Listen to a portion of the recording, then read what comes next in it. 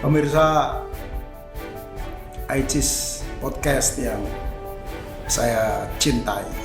Kita pakai kata saya cintai. Karena dicintai kakek-kakek kayaknya bukan. Jangan begitu.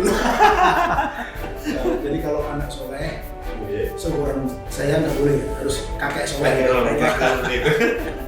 Nggak ada yang soleh. Ini luar biasa ini. Di ICIS ke-21 tahun 2022 di Bali ini ada sesi yang luar biasa keren, yakni book review. Yang di book review ini kita mau mengkaji bukunya Kiai Syaifuddin Zuhri yang luar biasa ini dengan topik yang sangat menantang. Topiknya adalah Wali Pitu di Bali. Jadi kita akan menggali bagaimana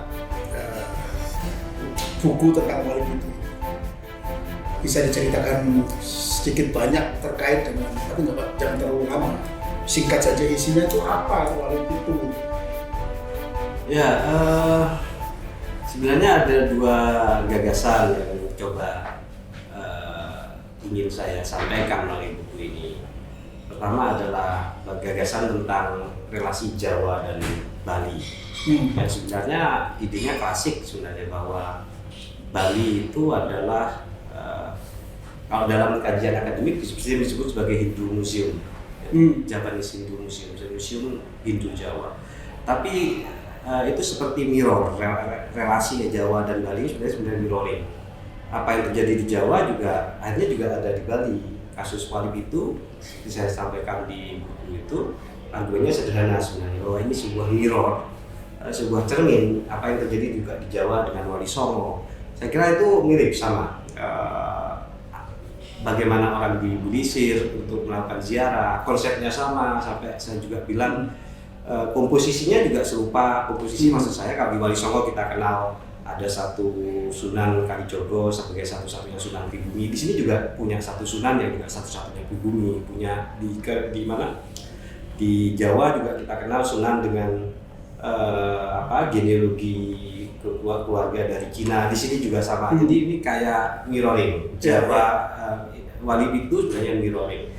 Terus yang kedua, saya pengen lihat local dynamics, karena sekali lagi ini penting local dynamics. Kalau Jawa mayoritas adalah Muslim ya.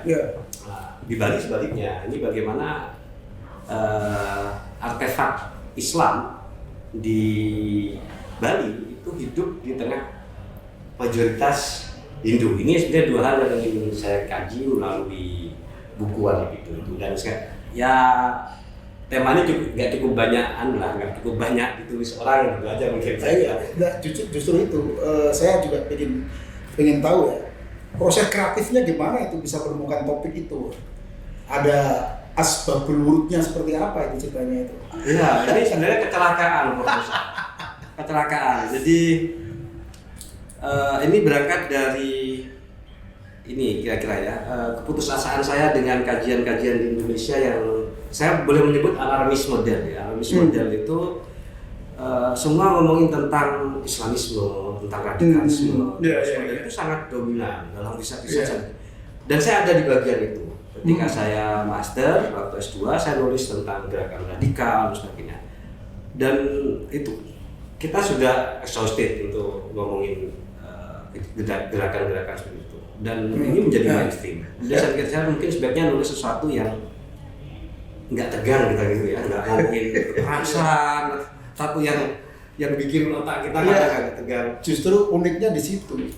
Berarti ini Kiai Syaifuddin Zuhri ini termasuk kategori jenis orang yang suka kelainan.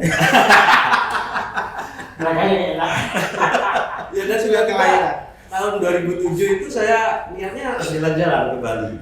Iya. Delalah mobil saya itu rusak. Mobil itu rusak. Dan rusaknya itu dekat makam. Kok ada orang datang, ini kuburan siapa? Itu malam hari. Saya tanya. Di sana saya berkenalan dengan Wali Pitu. Kemudian saya lacak. Saya hanya tahu satu clue waktu itu, Pak Prof. Musa. bahwa orang yang pertama kali menyebutkan namanya Pak Thoyib, dia tinggal di Sidoarjo. Saya nggak tahu Pak Thoyib itu, kalau kita Pak Musa misalnya tinggal di Semarang, ada beberapa ribu orang nama Pak Musa. Iya. Waktu Udah dilacak. Saya di Jogja, saya duduk. Gimana cara saya melacak itu? Saya telepon, saya yakin ini pasti orang NU.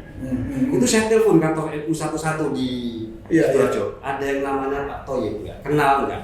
Suatu saat saya telepon di Minu, Madrasah Ibtidaiyah Nahdlatul Ulama ya.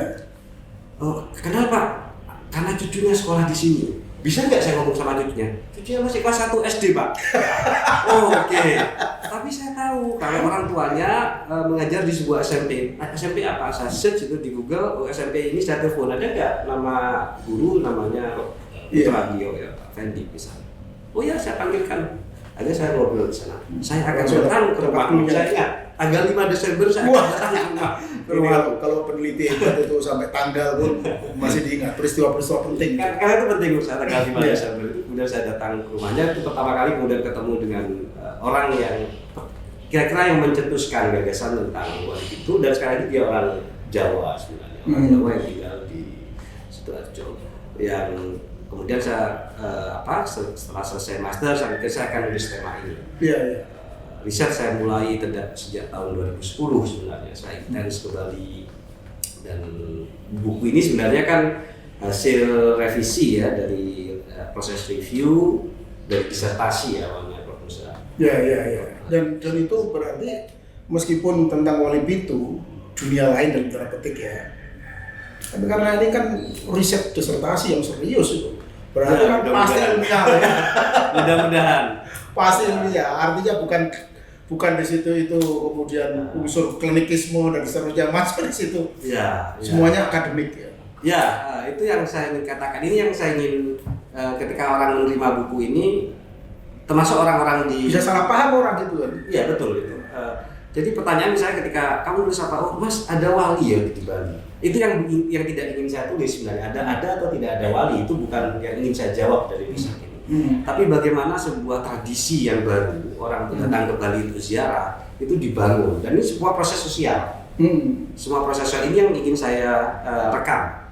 Karena kita akan lupa ini. Menurut saya misalnya Wali Songo, sejak kapan sih orang mulai datang ziarah ke tempat yang kita sebut Wali Songo tadi? Kita lupa itu sudah.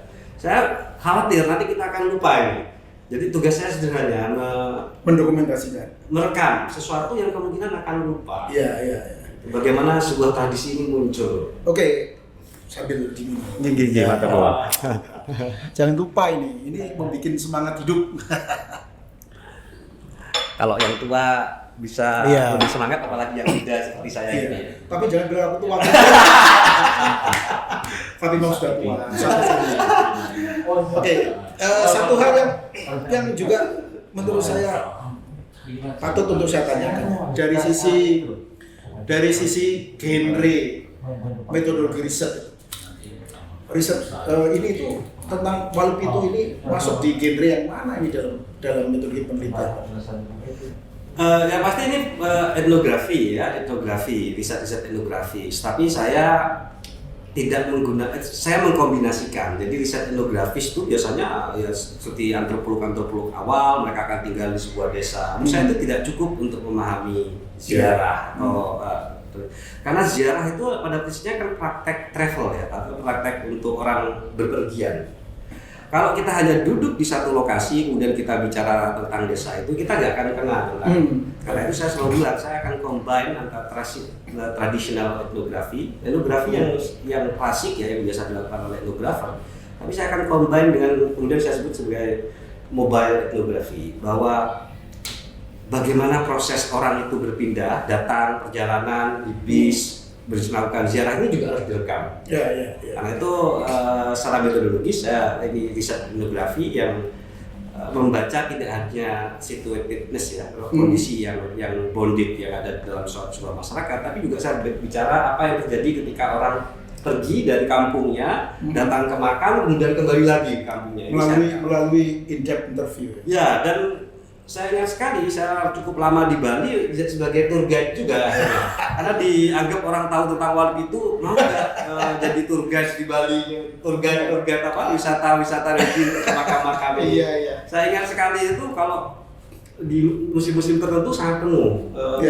Kehilangan stok untuk tour guide ini di Bali cukup besar ya, utamanya yang Muslim yang bisa menjelaskan tentang tempat-tempat ziarah. Ya ini jadi menarik ini kalau kita juga mau bertanya soal ini. Berkah dari riset Kiai Saifuddin ini kan luar biasa ini, karena dengan buku Wali Pitu yang ini bukan buku sembarangan tapi buku hasil riset disertasi ya, itu kan membuat Wali Pitu di Bali itu menjadi luar biasa terkenal sekarang. Berkahnya apa itu untuk masyarakat, terutama masyarakat Bali? Ya pasti kalau dari saya pribadi mempromosikan Bali dan Wali Pitu gagal. Dan saya yakin karena yang namanya dunia yang menarik itu kan memiliki persentuhan dengan pariwisata. Iya. Dan pariwisata itu kan ada impact ekonomiknya. Ini seperti apa ini? Kalau saya tanya orang lain kan bisa lain jawabannya. Saya tanya penulis buku ya kan. Jadi memang sebenarnya tidak, ini salah satu argumen di buku itu bahwa agama dan ekonomi itu itu sebuah ekosistem yang penting, dan turisme di Bali itu ekosistem penting di mana Wali Pitu itu bisa tumbuh. Turisme. Jadi saya nggak yakin nih kalau Wali Pitu ini ada di sebuah desa yang terpencil yang tidak ada turisme, saya kok nggak yakin nih ini bisa tumbuh. Turisme itu menjadi pilar di mana Wali Pitu bisa tumbuh. Ibarat tanah, ini tanah yang subur di mana agama atau tradisi pilgrimage ziarah ini bisa tumbuh subur. Dan tadi menarik juga mengkaitkannya dengan ekonomi. Memang akhirnya ini sekali lagi tidak hanya terjadi di Bali. Jadi saya merekam satu frase yang mungkin cukup populer ketika saya temui dengan peziarah itu, atau banyak sekali kiai-kiai di Jawa juga menyebutkan. Ada frase tentang wong kang mati mung ngawuriti wong kang urip. Orang mati yang memberi hidup orang yang hidup.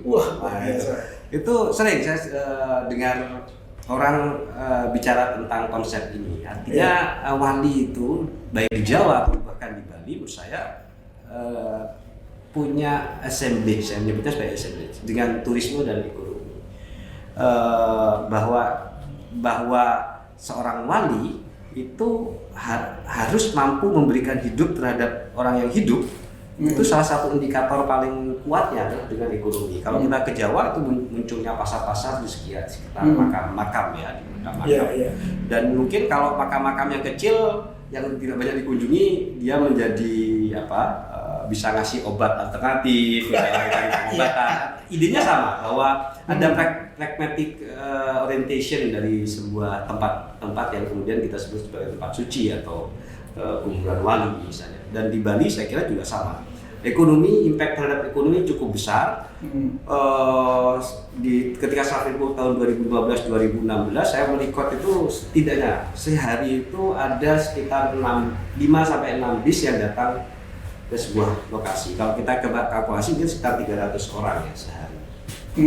Dalam sehari, dan jumlahnya ya cukup besar, dan masyarakat di sekitarnya kan akhirnya juga rumahnya jadi guest house.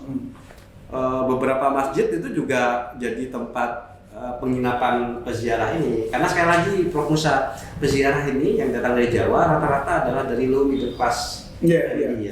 Jadi masyarakat yang tinggal di pedesaan, bahkan berhari-hari ziarah itu tanpa harus menginap di hotel. Tidurnya di bus. Bahkan tidur di bis, tidur di musola, dan cari penginapan yang murah. Dan masyarakat di sekitar makam ini cukup diuntungkan. Ini pertanyaan yang mungkin nanti akan mengakhiri ini. Jika di Bali ditemukan Wali Pitu, is it possible for having the other walis? Tentu saja. Please. Jadi saya menulis di satu chapter saya. Jadi setelah saya menemui tokoh ini, namanya Pak Toyib Sen Arifin itu di Sidoarjo. Kemudian saya bertemu dengan namanya Rofik Bab. Dia kira-kira partner atau mentor dari yang sekarang menjadi Habib Toyib. Ya. Rofik ini kemudian mencetuskan apa yang disebut dengan wali Solas. Kan di Bali juga? Tidak di Bali tapi di Malaysia. Oh, di Malaysia. Jadi kita akan ngomong tentang bagaimana sebuah tradisi. Saya membayangkan bahwa setelah tradisi ziarah di Jawa itu berpindah ke Bali, sekarang ini travel juga gagasan ini. Tidak hanya di Indonesia tapi juga ke Malaysia. Saya kira ada riset tentang ini masih belum pernah ada yang melakukan, dan menjadi menarik menurut saya untuk baca bagaimana sebuah gagasan dari Jawa kemudian pindah ke Malaysia, dan mungkin bisa ke Afrika atau bisa bukan ke Afrika, ke mana-mana yang memiliki kira-kira persentuhan etnografis itu. Ya, migrasi mungkin cukup penting karena di Bali misalnya promoter yang mempromosikan gagasan Wali Solas adalah dari migrant workers Indonesia. Saya dengar ini sebelum berakhir. Ini karena menggelitik ini. Saya dengar di salah satu wali itu menjadi rebutan dalam tanda petik antara kelompok agama yang menerima tradisi wali-wali itu sebagai bagian dari yang diziarahi, tapi ada kelompok masyarakat yang lain yang tinggal di sekitar wali itu yang menolak gitu. Ya, saya juga merekam itu di beberapa tempat. Memang kontroversinya biasanya seputar nama, misalnya apakah ini namanya Mbah Samba atau Al-Hamid ya, Ali Al-Hamid ya di Kelungkung itu masih perdebatan. Beberapa nama memang muncul belakangan ya, di Janji Kuning itu dulu hanya disebut kuburan, disebut keramat gunung, kemudian muncullah nama Habib Umar, kemudian muncullah nama sebelumnya itu ada Habib Raden Hasan ya. Kemudian muncul lagi tahun 70-an itu, kemudian tahun 90-an muncul nama Habib Umar. Nama tempat ini berubah-ubah siapa yang dikuburkan. Tapi saya ingin mengatakan bahwa persoalan nama itu kontroversi tentang sejarah itu bagian yang saya tidak akan mengatakan ini sebuah memori bagaimana sebuah tempat itu diberi makna oleh masyarakat, salah satunya melalui nama. Dan kalau cari yang benar yang mana, tentu saja kita akan kesulitan. Bahwa kita membacanya ini adalah sebuah proses sosial di mana orang mencoba memberi makna dan melakukan, kalau bahasanya Prof. Musa tadi, kontestasi dan sebagainya. Mereka contesting dari naratif ya, narasi-narasi ini dikontestasikan, dan itulah menariknya. Karena itu di salah satu chapter saya juga mengkritik ya pendekatan Turnerian model ya, melihat pilgrimage itu atau ziarah sebagai proses anti-structure. Anti-structure artinya orang akan merasa sama orang naik haji, kita setara di depan Tuhan. Tidak. Dalam proses pilgrimage yang terjadi bukannya hilangnya sebuah border atau identitas menjadi sama ya, semua sama setara, tapi ada border-border baru yang muncul.